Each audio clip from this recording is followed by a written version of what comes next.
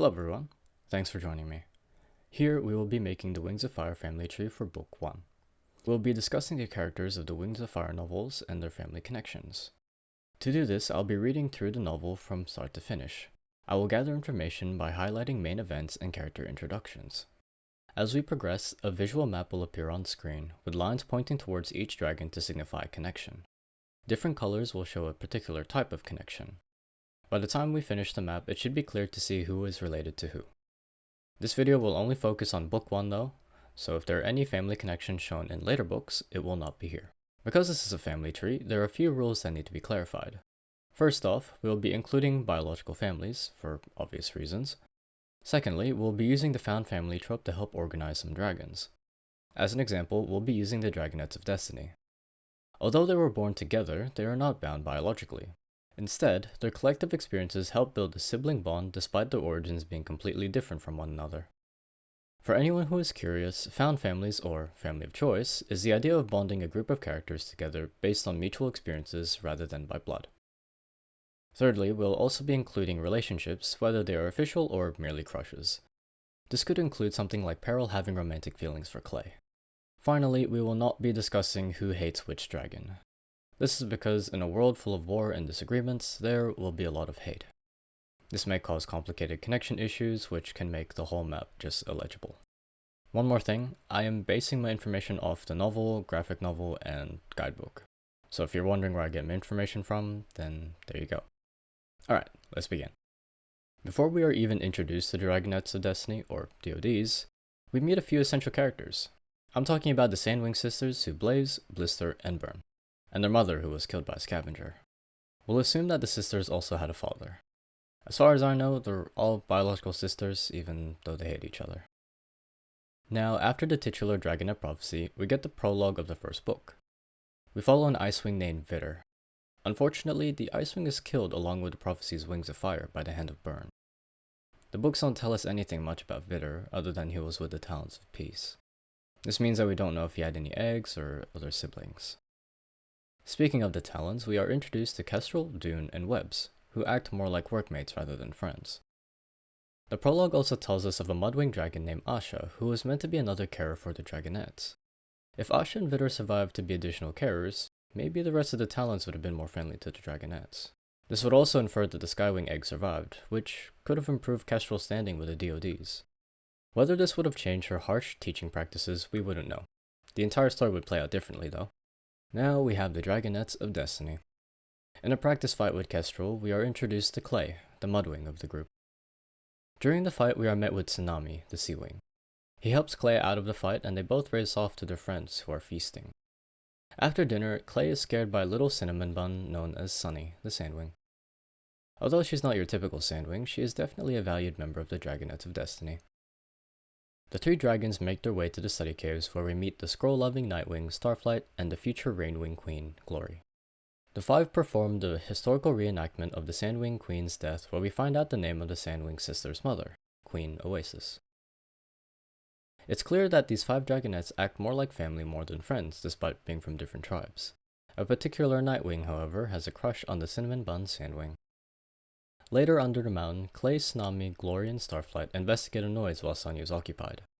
There they find out about Marosir, a gigantic Nightwing who is quite disappointed with the current state of the Dragonets of Destiny. When we first meet Marosir, he just says that the Dragonets are weird. We learn little about his allegiances and family connections. He is not part of the Talons of Peace, but more of an overseer, especially to the Guardians. This means that he has a sort of alliance with the Talons of Peace, so he would have a bit of a professional connection with the Guardians.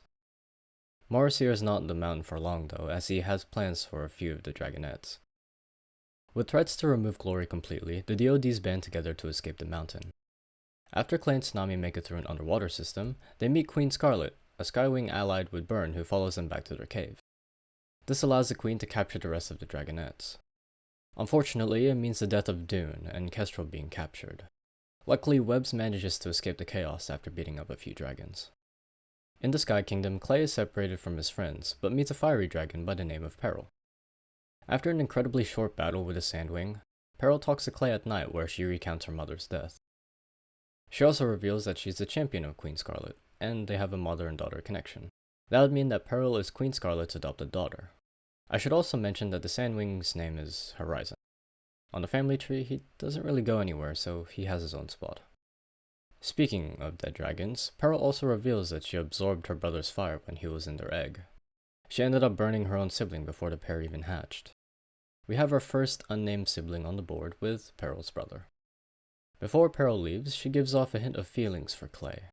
So now, we have Peril crushing on Clay, but he's way too oblivious to realize that she likes him romantically, even when Tsunami spells it out for him later in the book. Back in the arena, Clay has to fight off an Icewing named Fjord. Again, with Horizon, we are not given any information about this dragon's family or connections. What we do know is that he was killed with some magical death spit. Peril shows more affection to Clay, giving him some mud and food as they wait for Kestrel's trial the next day. We learn quite a lot during the trial. Firstly, we are introduced to Vermilion, who happens to be Queen Scarlet's eldest son. This means Vermilion's adopted sister is Peril. Additionally, we have Osprey. Osprey is an old Skywing who has been flightless due to his torn wings. We are not given any information about his family other than he was one of Queen Scarlet's guards in the past. The biggest reveal is that Peril's mother isn't actually dead. Peril's biological mother is Kestrel. Oh, and Peril didn't actually kill her brother. Kestrel was ordered to kill one of her twin dragonettes, one with too much fire or the one with too little fire. Kestrel killed her son, keeping Peril alive. They did, however, kill off one dragon during the trial, Osprey, falling onto some rocks. Kestrel would still be given the execution order, but Peril was able to interject. She called upon the champion's shield. Peril would be able to fight another dragon, and upon winning, she would save her mother from execution. The next bit doesn't have much family tree development, so we'll do some skipping. We cut to Byrne arriving at Queen Scarlet's palace because it's the queen's birthday. Clay makes everyone sing the dragonettes are coming. This makes Byrne mad and gets the dragonettes imprisoned in Peril's room with fire. Peril helps them get out. Clay is still oblivious to Peril's feelings for him. Starflight's brain switches on when anyone mentions Sunny. Peril gets Queen Scarlet to put them back in fire prison again, and Tsunami is thrown into the ring. Here Tsunami meets another Seawing, a dehydrated Seawing who appears to be crazed. This dragon is named Gil and... oh, Tsunami just snapped his neck. With that, we have another dead arena member in the arena death corner. The queen forces Tsunami and Starflight to fight, but the two just hug it out. Some unnamed scavengers perish, and then Icewings are struck forth into the arena. Starflight is saved by a sudden appearance of Morasir, and the unnamed Icewings are killed. Morasir only decides to keep Starflight, however, making the Nightwing Dragonette missing in action. After Morasir's escape, the queen is not the happiest of dragons. She does honor Peril's request for the champion's shield.